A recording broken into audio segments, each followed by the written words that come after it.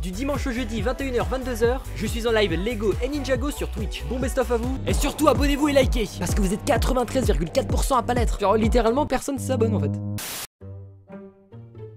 Bon, qu'est-ce qu'on va faire du coup? On va tout simplement se react la vidéo de Skylio et si Wu n'avait jamais fait ses erreurs.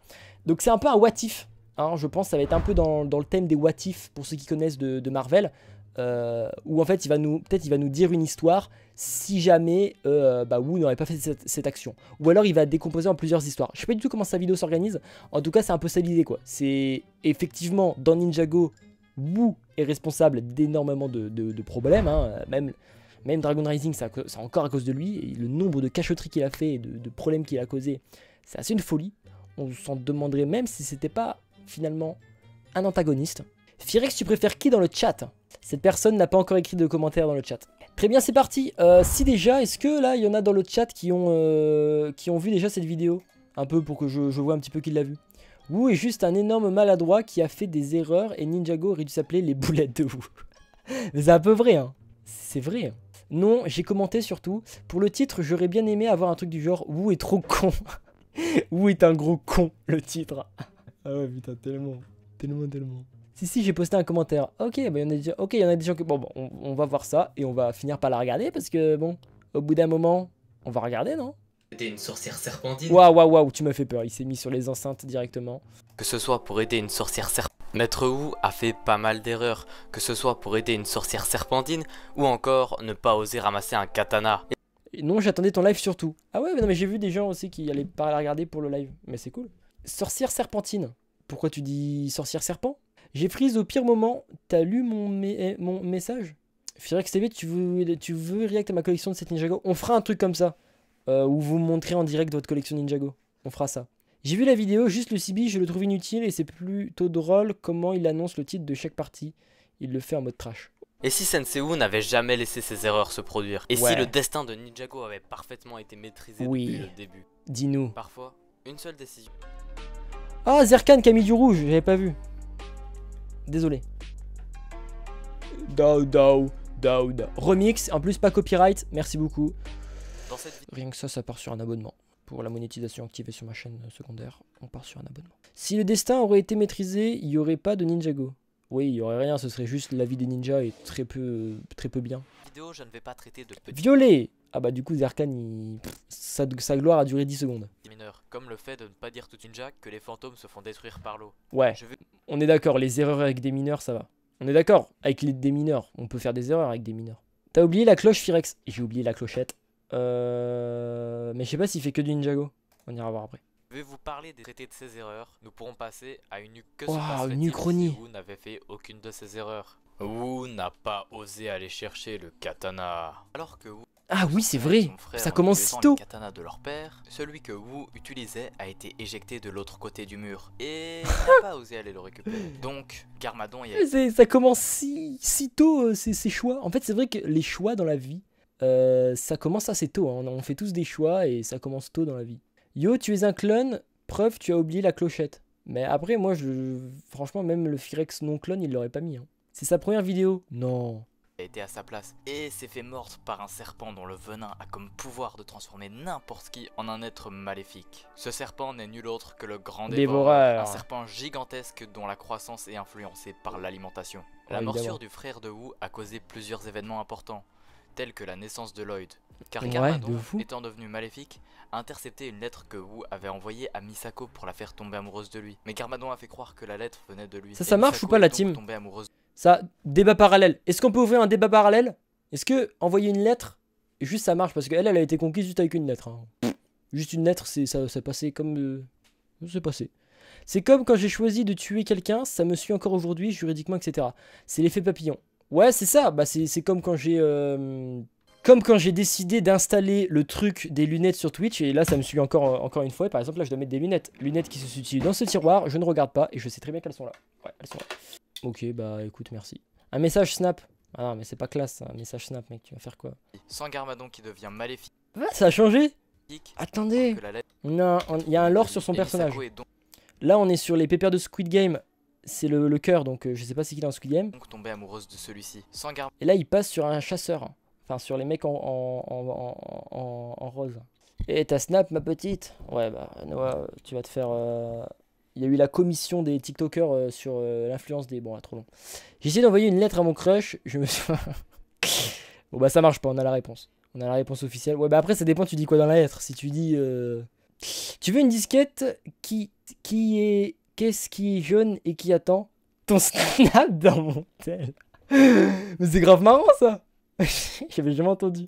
Petit joueur, j'ai fait... Et venez, on regarde la vidéo parce qu'on va encore dire... Vous allez encore vous plaindre que je regarde jamais les vidéos bien. Écrivez une lettre en morse, ça marche pas du tout. Ouais, bah... POV, l'Europe qui veut se mettre en couple avec ça. Avec un morse, frérot. Ah, petite blague par rapport aux morses. Vous savez, les trucs qui se mettent sur les plages. Faut habiter dans le nord pour avoir la ref. Garmadon qui devient maléfique, Sensei Wu n'a pas de raison de former l'équipe des ninjas, car c'est Garmadon qui a fait un accord avec les squelettes pour kidnapper Nya, ce qui motive d'ailleurs Kai par la suite. Ou encore, vu que Lloyd veut suivre les traces de son père, il a libéré l'armée des serpents, ce qui mène à un enchaînement de 6 saisons. Voici un schéma qui montre tout ce que Wu a causé juste en ne voulant pas chercher un katana. Qui a fait ce schéma? Il a appris le spinjitzu à Asphira. Mais oui, mais ça aussi, c'est tellement la faute de Wu. Il a rencontré une sorcière serpente. Ça, c'est ce qu'on va se répéter. Nommée Asphira, et c'est ce qu'on dira à la fin de la vidéo. C'est, oui, c'est la faute de Wu. Tellement de choses. De la prison d'un serpent pharaon. Quand elle l'a aidé à sortir de prison, Wu a promis de lui apprendre le spinjitzu. Elle, en échange, promettait de ne pas s'en servir à mauvais escient. Mais dès qu'elle a appris à s'en servir, elle a attaqué le pharaon et son armée grâce au spinjitzu. Heureusement, Wu a réussi à la vaincre grâce au pouvoir des parchemins interdits. Elle a été enfermée à son tour dans une pyramide remplie de pièges et ne peut plus en sortir grâce à un sortilège. Longtemps après, les ninjas découvrent cette pyramide et la libère. Sa première pensée est de directement se venger de Maître Wu. Ouais, bah ça c'est la suite de l'histoire quoi. La saison 11 et impacte la résurrection de Nya dans la saison 16. Il n'a pas tué les serpents. Ouais. Mambo 5. Le roi Mambo. Ah, c'est Mambo 5. Donc ça veut dire qu'il y a un Mambo 1, Mambo 2, 1, 2, 3, 4. Par contre, je crois la commu c'est uniquement sur mobile. Ouais, les post-commu c'est uniquement sur mobile. Vengeance. Je souhaite ma vengeance. MDR, tu dois sacrément te faire chier pour en arriver là. Encore une fois, je lis un commentaire d'une réponse, j'oublie qu'il faut pas les lire cela. Mambo a été mentionné par Wu, donc oui. Pendant la guerre serpentine. Durant la guerre serpentine, les humains étaient sur le point de perdre, mais Wu a découvert une solution pour hypnotiser les serpents et les enfermer dans des tombeaux. À cause de la décision d'enfermer les serpents, quand Lloyd les libère, ils auront tous une haine énorme contre les humains, au point de vouloir tous les anéantir sans aucune... Sauf que ça marche pas vraiment, puisque s'ils les auraient pas enfermés, il y aurait eu des problèmes, bah peut-être la race humaine aurait disparu quoi, enfin la race Lego aurait disparu. Pitié, sachant qu'enfermés dans des tombeaux, ils ont dû s'entremanger pour survivre.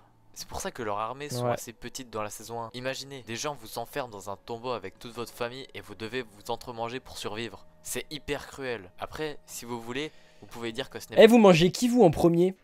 Si jamais c'est l'hécatombe et qu'il reste vraiment plus qu'à manger les autres humains, vous mangez qui en premier?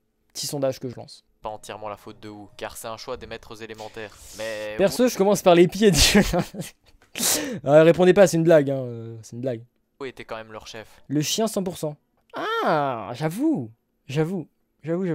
Parce que au moins, parce que tu vas pas devenir débile, parce que je crois que si tu manges un humain, je crois que tu deviens, genre t'as des... je pense que tu vas pas bien. Voilà, je place un peu des hot takes. Go bouffer, mamie, elle va plus vivre longtemps. Bon allez, c'est vraiment... Comme on peut le voir dans les combats contre les mains du temps. Il n'a pas détruit la lame de remonte. Bah, la mamie, ça dépend de l'âge, mais elle va peut-être pas te rassasier, hein. Bah ouais, hein. Si elle a un peu la peau sur les os. C'est juste par kiff. Ok, waouh. Tâche temporelle. Après avoir affronté les frères du temps, Acronix et Crux, Sensei Wu propose de mettre la lame orange dans la mer bouillonnante, car jugée trop puissante. Le problème, c'est que Wu, à ce moment-là, savait qu'Acronix allait revenir dans le futur, et il n'a pas jugé primordial de la détruire au lieu de la jeter dans une mer. Car sans cette lame, Acronix et Crux ne peuvent pas réaliser leur plan dans la saison 7. Et ne me dites pas, ah oui mais comment ils auraient détruit les lames alors qu'elles sont hyper résistantes? Bah c'est assez simple. Dans la première saison, on voit le volcan de la torche enflammée qui permet de... qui permet de faire fondre les armes d'or. Les lames sacrées. Et si vous n'êtes toujours pas d'accord... Et c'est aussi là que les armes d'or ont été forgées, non? On peut aussi parler du volcan qui a la plus de capacité de faire fondre les armes... Ah non, c'est un autre volcan. Ok, je croyais que c'était le même par contre. D'or. Et ça aurait réglé tout le problème de la saison 7. Ouais, pardon, je me suis un peu emporté. C'est parce qu'il fait quand même pas mal d'erreurs. Il a fait croire à Moro qu'il pourrait devenir le ninja vert. Moro, un des premiers élèves de Wu, avait Mais le oui, pouvoir même du ça temps. c'est une Grâce erreur. à ses compétences impressionnantes. Donc c'est pas vraiment un Sensei what pense if, que hein. Moro peut C'est devenir le les ninja erreurs de vert. Wu Le quoi. problème, c'est qu'il le dit directement à Moro, sans même savoir si c'est réellement lui le ninja vert. Moro, qui est d'ailleurs un gosse, qui forcément ne va pas se poser de questions Bah et ouais. croire qu'il est le ninja vert. Quand Wu fait le test avec les armes d'or, il découvre que ce n'était pas la destinée de Moro. Moro, qui voulait quand même devenir le ninja vert, a essayé de le prouver en cherchant la tombe du premier maître du spinjitzu. Mais malheureusement, Moro décède en voulant retrouver le tombeau. Wu a indirectement Ouais, causé... c'est terrible quand même, hein. Ce serait peut-être intéressant de, tu sais, d'avoir je sais pas, une mini saison ou un livre peut-être sur ce que Moro il a fait pour en arriver jusqu'à la tombe, jusqu'à cette tombe là quoi. Attends, il y avait un doigt d'honneur sur son chibi. On ne sait pas ce qui se passerait en détruisant la lame qui contrôle le temps. Je pense que c'est plutôt simple ce qui se passe. Il se passe rien, parce que c'est juste un outil quoi. Le temps va pas être détruit, hein. Le temps n'est pas rattaché aux lames du temps. C'est les lames du temps qui sont rattachées au temps. Gamberge, glamberge, gingembre. Gingembré un petit peu de ce que je viens de vous dire. C'est la mort d'un putain de gosse tout en lui brisant ses rêves. Tu m'étonnes qu'il vienne le hanter dans la saison 5. Encore une fois, Sensei Wu a causé une saison de Ninjago. Je sais pas ce que les scénaristes avaient contre Wu, et d'ailleurs je sais pas comment il fait pour supporter autant de regrets. Ce gamin est mort, seul persuadé que le destin s'était trompé. Mais en réalité, c'était Wu qui s'était trompé. Il n'a pas tué Acronix. 40 ans après l'affrontement contre les mains du temps, Acronix revient et Wu l'attendait. Les deux s'affrontent pour finir cette bataille qui aurait dû se finir il y a 40 ans. À la fin du combat, Wu est en position gagnante et a le choix entre le laisser vivre ou le laisser tomber d'une falaise dont la chute serait probablement mortelle. C'est un peu cruel de le laisser tomber, mais vu tout ce que Wu a déjà fait de cruel, on n'est plus à ça près. Wu, lui, a pardonné son adversaire, alors qu'Acronix est resté jeune grâce au saut dans le temps. Donc, il n'a rien appris, il n'a pas évolué. C'est le même, juste qu'il a été catapulté dans le... Ouais, après, est-ce que même en grandissant, je pense qu'il aurait quand même défoncé. Hein. C'est une exploitation qui fera avancer, ralentir et tout le reste. C'est une explosion qui ferait ralentir, avancer tout le reste. Ah ouais, ça serait ouf, ça, une fusion du temps. Et du coup, on aurait un espèce de...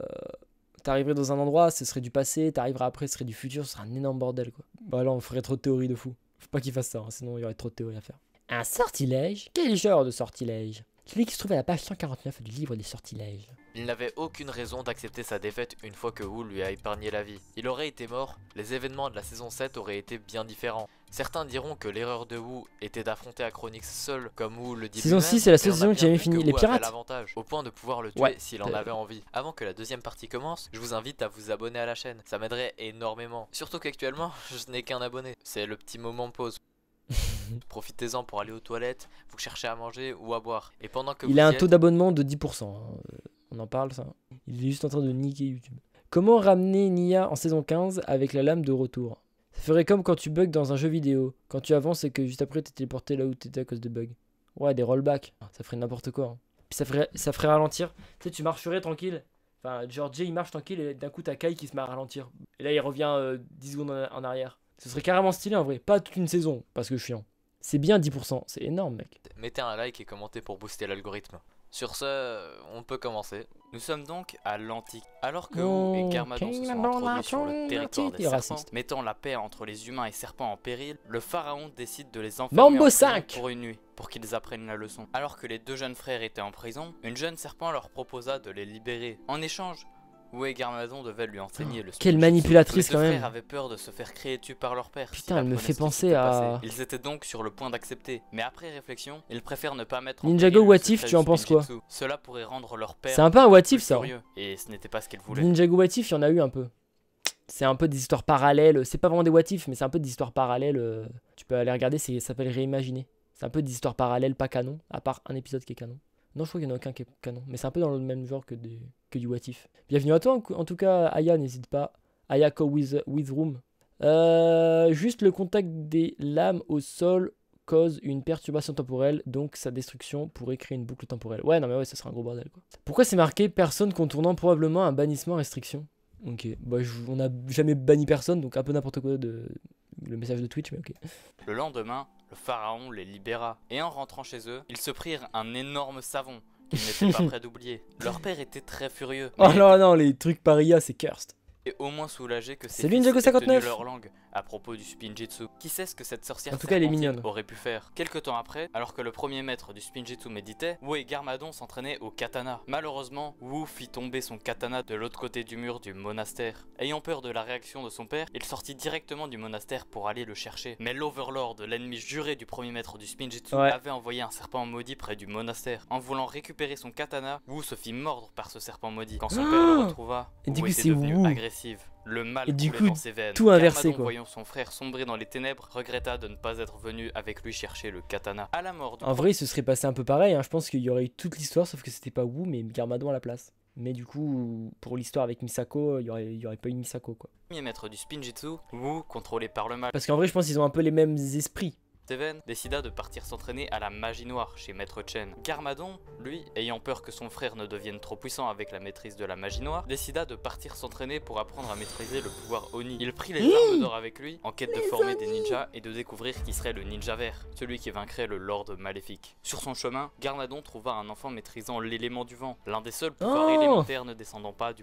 Spinjitzu. Ce jeune garçon maîtrisant le vent s'appelait Moro. Garmadon le trouvait prometteur et intéressant, mais Moro n'avait pas le cœur assez pur pour devenir le ninja vert. Il ne lui parla donc même pas du fait qu'un ninja vert devrait surpasser les autres. Ah, donc il n'y aurait pas eu de saison 5. Il se contenta de dire à Moro qu'il avait un grand potentiel, mais qu'il ne savait pas s'il serait utile de le former. Moro suivit Garmadon et fit tout pour devenir son élève. Au bout de quelques mois, Garmadon avait du mal à l'admettre, mais il considérait enfin Moro comme son élève. À ce moment-là, il lui apprit le Spinjitzu pour en faire un ninja redoutable. Moro était d'ailleurs très fier d'être devenu le seul élève de Sensei Garmadon. Tout ça parce qu'il l'avait suivi partout où il allait, même les endroits les plus dangereux. Pendant ce temps, Wu écrivit une lettre d'amour à Misako et lui envoya. En la lisant, elle tombit direct sous le charme de Wu.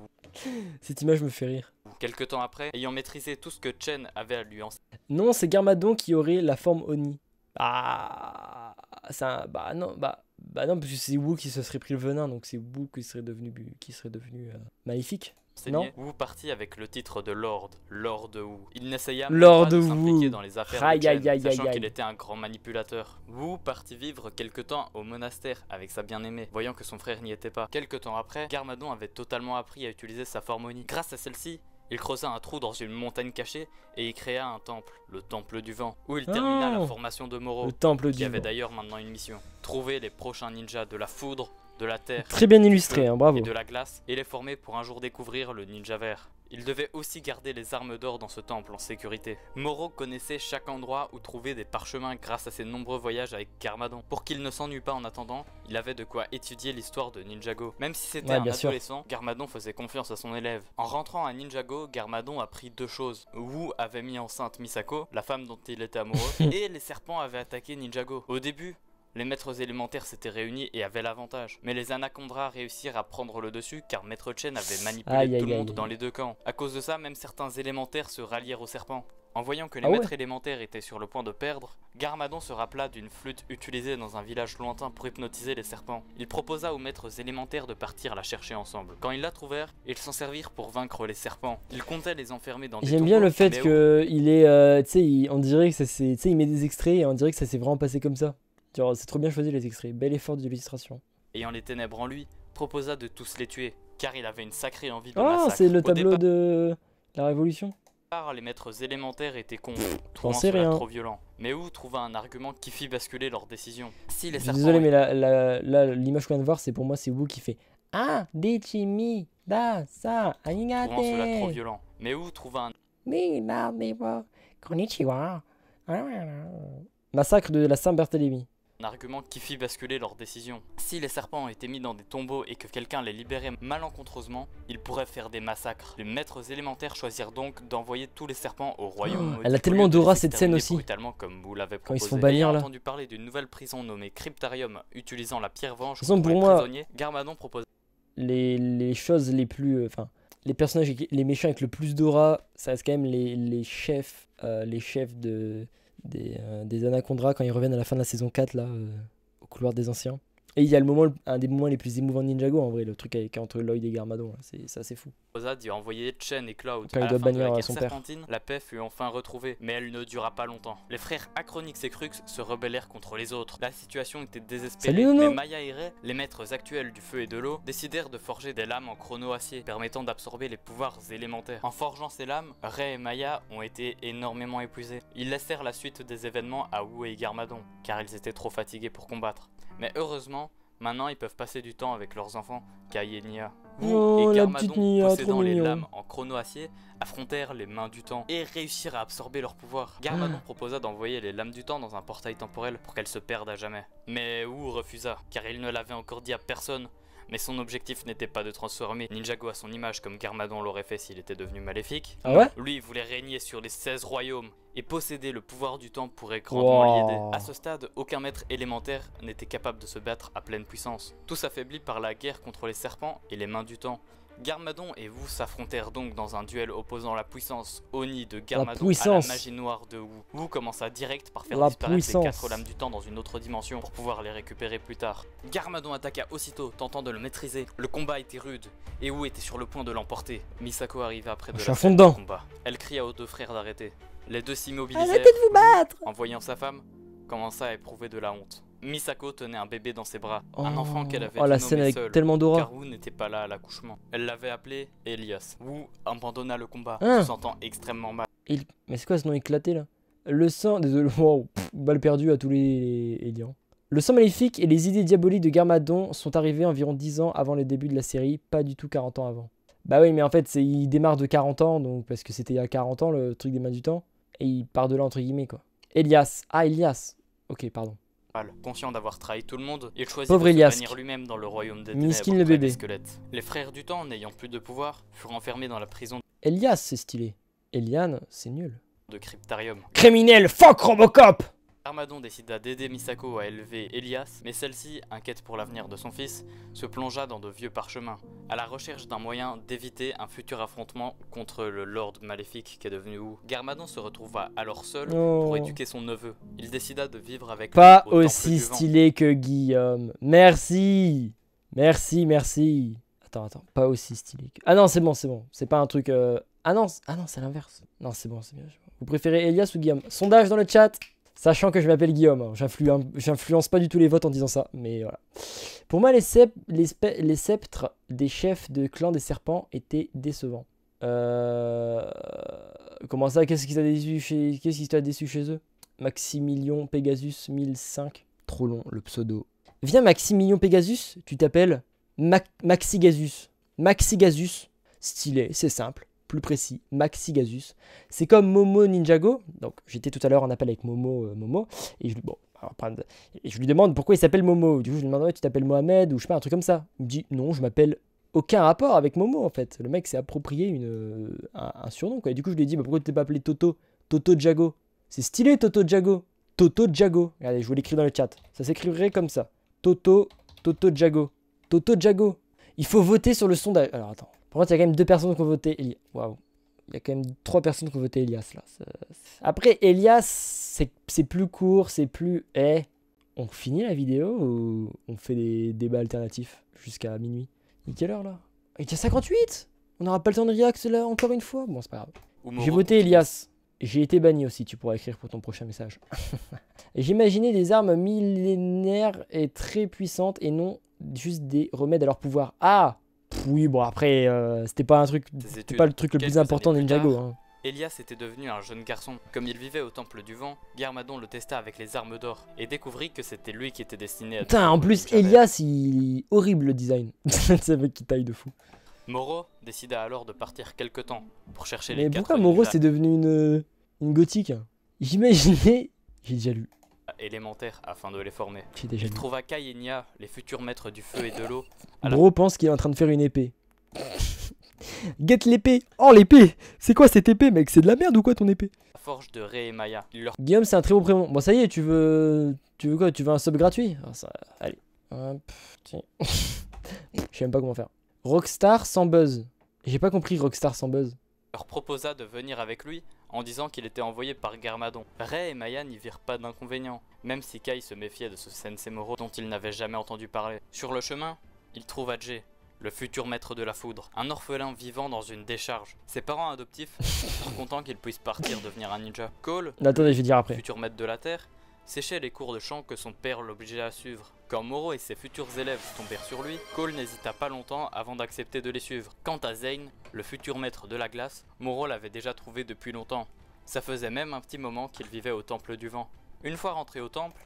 Ok, alors avant de savoir une fois rentré au temple, la couleur...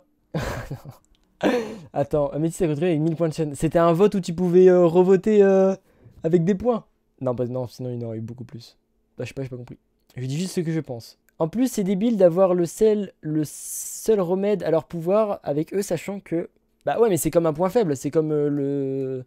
Oh, mais Maxi Pegasus, il est encore sur son truc de tout à l'heure. C'est comme le point faible, on a tous un point faible en vrai, un truc qui nous touche, tu vois.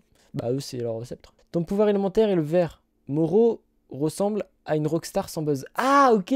Mais tu sais que Rockstar... Premièrement, j'ai pensé aux Rockstar, les développeurs de GTA 6. Je me suis dit, j'ai pas compris. Ensuite, j'ai pensé à la boisson Rockstar. J'ai encore moins compris. Et oui, tout simplement la Rockstar. Ils s'entraînèrent tous ensemble pour devenir de véritables ninjas. Et peut-être un jour... Pareil MDR. Mais ouais, on est trop matrixé par... Pour vaincre le Lord Maléfique. C'est déjà la fin. J'espère que cette uchronie vous aura plu. Bah, j'ai adoré. Alors oui, je sais, je me suis arrêté juste après que les ninjas se sont réunis, mais je ouais, ça par contre tu casses les pieds, hein. T'aurais dû continuer et faire une vidéo de 1000 heures. Je voulais pas faire une vidéo trop longue, et je ne savais pas si ça aurait été vraiment intéressant d'aller plus loin dans cette première partie. Mais si vous voulez une deuxième partie, dites-le moi en commentaire. N'hésitez pas non plus à me partager vos théories ou à me donner des conseils sur ce que elle est super sa vidéo. N'oubliez pas que chaque acte a une conséquence, et que même si vous faites des erreurs, c'est ça qui apporte la sagesse. Sur ce, je vous souhaite une bonne journée, c'était Skelio. Ciao. C'est vrai. Petit conseil de vie là, si vous faites des erreurs dans la vie, il n'y a aucun souci, vous pouvez en faire autant que vous voulez. C'est juste qu'une fois que tu as fait l'erreur, tu apprends pourquoi tu as fait cette erreur, pourquoi d'après toi c'est une erreur, et tu essaies d'évoluer et de ne pas la reproduire. C'est reproduire 2 fois ce qui s'apparenterait à penser que c'est une erreur, qui est une erreur en vérité. Moi, il y a quelques jours, on m'a dit, les erreurs n'existent pas après tout, c'est réel.